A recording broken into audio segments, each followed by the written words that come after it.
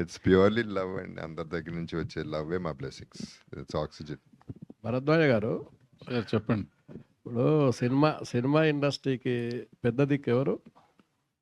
పెద్ద దిక్కు అనే పదవి ఏమన్నా ఉందా ఇక్కడ? ఇక్కడ పదవులు ఉండవు. ఇది పదవి కూడా కాదు. ఇది అంటే ఎవరికి వాళ్ళ అంటే వాళ్ళు చేసే పనులను బట్టి పెద్ద దిక్కు అవుతారు వాళ్ళు. ఒక ఆయన పెద్ద దిక్కు అయ్యాడు, ఆయన చేసిన పనుల వల్ల పెద్ద దిక్కు అయ్యాడు. ఆయన చేసిన పనుల వల్ల చాలామంది అక్కడికి వెళ్ళటం వల్ల ఆయన పెద్ద దిక్కు అయ్యాడు. ఇవాళ ఆయన లేరు కాబట్టి ఇంకెవరు లేరు. మళ్ళీ పెద్ద దిక్కు రావటం అనేది జరగదు నాకు తెలిసి. ఆయన ఒక్కడే, ఇంకొకడు రాడు, ఎప్పుడు లేడు కూడా.